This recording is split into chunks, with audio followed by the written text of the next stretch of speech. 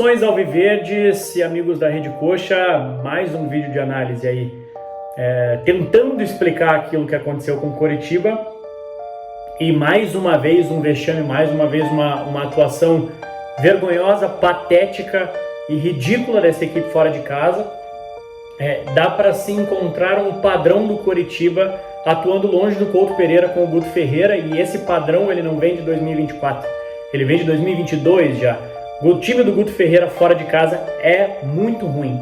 O Coritiba não consegue produzir fora de casa. E se o Coritiba pensa em alçar voos maiores em termos de busca por um título do Campeonato Paranaense, mas principalmente aquilo que o principal objetivo da equipe em 2024, que é o acesso para a Série A, vai precisar vencer fora de casa, mas principalmente vai precisar atuar melhor fora de casa para que esses resultados aconteçam.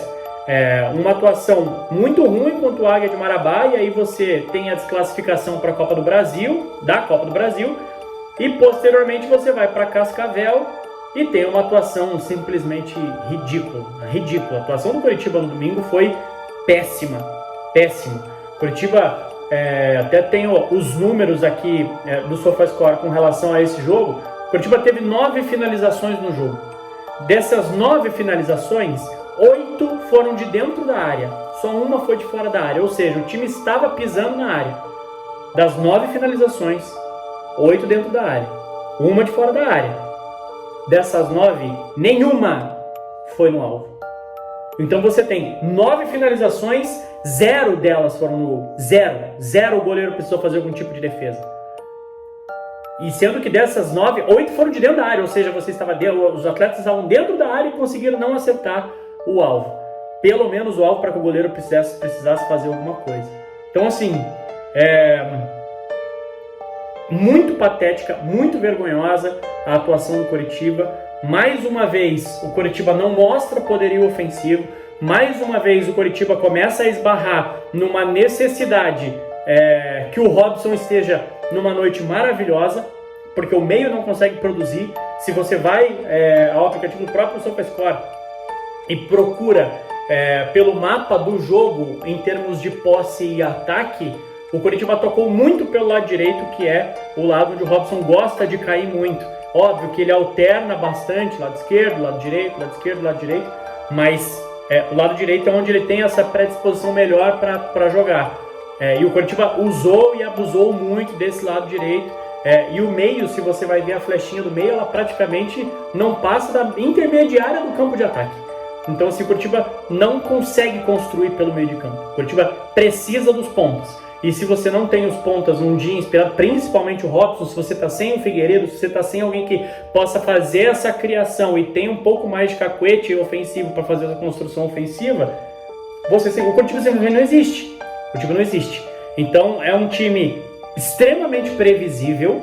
O Coritiba está sendo extremamente previsível ofensivamente, muito porque não consegue criar pelo meio e aí invariavelmente vai procurar as pontas, e as pontas é sempre uma jogada de 1 contra 1, não tem uma triangulação entre um meia, o ponta e um lateral para que você consiga arrastar uma marcação, o Robson sair da área, arrastar a marcação, fazer uma triangulação com o Friso, por exemplo, com o Natanael fazendo a infiltração pela lateral para poder chegar dentro de uma área pela lateral para fazer um cruzamento rasteiro, alguma coisa assim. É muito pouco que se vê essa construção do Coritiba.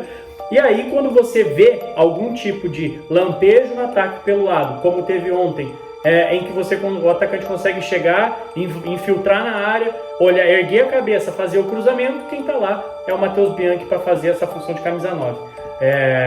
Mais uma vez, eu sei que é uma opinião que não é 100% da torcida que concorda. No vídeo que eu fiz sobre a eliminação da Copa do Brasil, muita gente levantou esse ponto de que o Bianchi não só está fora de função, não é a função dele, mas ele ajudou na marcação, em recomposição de espaço.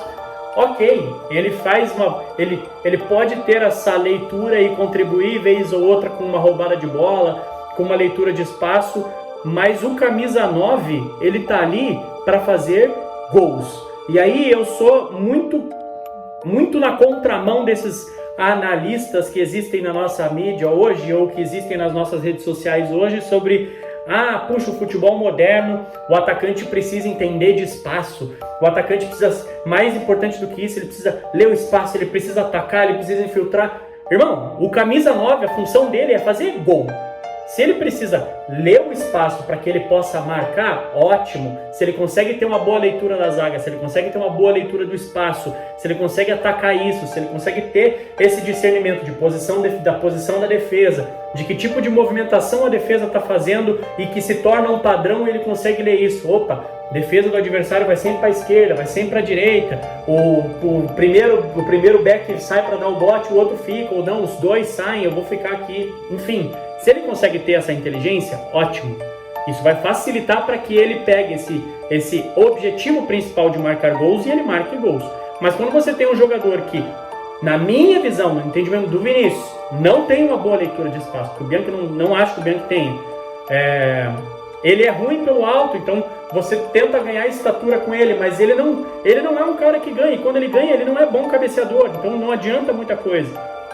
E além dele não ter essa leitura boa de espaço no meu entendimento, essa inteligência para estar sempre infiltrando, recebendo uma bola em profundidade, quando ele consegue ganhar uma antecipação ou alguma coisa assim, como foi o caso do jogo de domingo contra o Cascavel, ele deu de canela na bola na frente do gol, na pequena área, que era uma bola que era só ele chapar, escorar e fazer o gol. Então assim, o Coritiba foi extremamente prejudicado pelo Guto Ferreira colocando o Bianchi como camisa 9.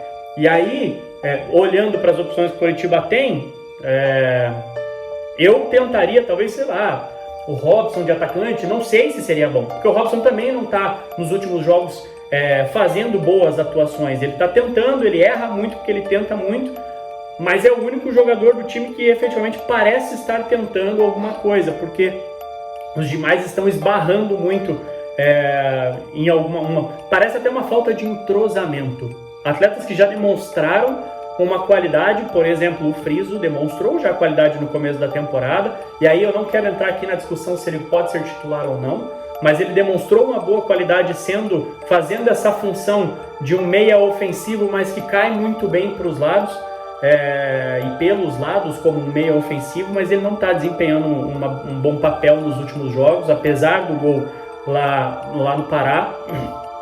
E aí isso impacta muito. O fato de você ter um meio que não consegue criar impacta muito. Você tem o Seba Gomes, que não está progredindo com a bola, ele está lateralizando muito o jogo. Então o meio campo do Coritiba é um problema muito sério, porque isso faz com que o mapa, quando você vai ver as estatísticas do jogo, ela tenha flechas de índice de ataque sempre pelas laterais. Significa que o Coritiba só joga pelas laterais porque é previsível? Sim, mas é previsível por quê? Porque esse meio ele não está construindo. Esse meio ele tá lateralizando o jogo o tempo inteiro. Então você tem o Arilson, que é o primeiro volante, que é o cara que recua para receber essa bola dos zagueiros. E aí ele vai fazer essa distribuição de jogo, e a hora que ele distribui para alguém, que é quem efetivamente vai fazer essa condução, essa transição ofensiva, seja Seba, seja Friso, seja quem for, esses atletas eles estão lateralizando o jogo. Então você percebe muitas vezes o Robson recuando para o meio, o Figueiredo já fez isso antes de se machucar, porque a bola assim, porque você não tem esse passe que rompe a linha, esse passe que vai lá para frente, e aí eu não estou falando de chutão, eu estou falando um passe mesmo, passe rasteiro no pé, que rompe uma linha, que passa ali o primeiro volante e deixa o cara já um mano a mano contra um zagueiro para construir uma jogada nesse espaço entre o volante e o zagueiro. Você não vê isso com frequência no Coritiba. Você vê os volantes dos meios do Coritiba pegando a bola, erguendo a cabeça, olhando para o lado e ou recuando a bola para o lateral que está um pouco mais avançado, ou recuando para o outro primeiro volante, para o Arilson, para o zagueiro, enfim. O Coritiba lateraliza muito o jogo e não é vertical e não constrói isso de uma maneira muito, muito rápida e muito produtiva. Então, é um problema que não vem de hoje. Quando a gente pega o retrospecto do Guto no Coritiba, fora de casa, o time do Coritiba ele tem muitos problemas para construir o jogo, para sentir o jogo, para chamar para si a responsabilidade, e isso vem se mostrando novamente recorrente em 2024, apesar, sim, o Coritiba venceu algumas partidas, mas nos últimos jogos, principalmente esses dois fora de casa, o Coritiba demonstrou muita deficiência, e são padrões que você consegue pegar similaridades com o time de 2022. Era um time que fora de casa dependia muito do Manga, dependia muito de uma bola alta para que alguém conseguisse fazer, escorar essa bola para algum dos pontas. Então, esses problemas, esses padrões, eles se repetem e a gente torce que eu pelo menos torço que o Guto consiga corrigir isso a tempo, porque você tem agora umas quartas de final contra o Cianorte, é um time que fora de casa é muito chato, e você precisa mais do que nunca fazer com que o teu meio comece a criar. O teu meio não pode ficar lateralizando o jogo o tempo inteiro, senão vai ficar um jogo como foi o de domingo, muito feio. É um jogo onde um time recupera a bola, perde, o outro pega a bola, lateraliza, perde, o outro vai. E fica nesse jogo chato, esse jogo amarrado de meio campo, porque ninguém consegue infiltrar um passe, fazer algum tipo de jogada mais aguda, porque fica um jogo muito truncado, porque o meio não produz, o meio não pensa o jogo de uma maneira mais vertical, de uma maneira mais rápida, podemos dizer assim. Vamos torcer. O time enfrenta o Cianorte agora fora de casa. O retrospecto das últimas partidas fora de casa não tem sido bom, mas a gente espera que o Coritiba possa encontrar supostamente um padrão que consiga encaixar nisso.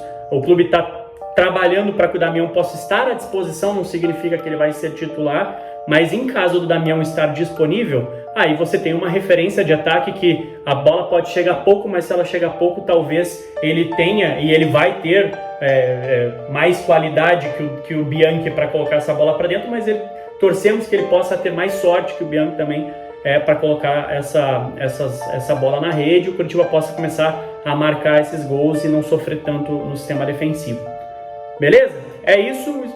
Domingo que vem tem jogo do Coritiba com o Cianorte. Segunda-feira a gente está de volta, eu estou de volta aí para analisar, se Deus quiser, uma boa atuação do Coritiba e uma vitória e um padrão diferente desse time do Guto Ferreira. E aí eu não estou falando de mudar a tática, e sim um comportamento, melhor do que um padrão, um comportamento diferente desse time do Guto Ferreira dentro de campo. Beleza? Saudações ao Alviverdes, tamo junto.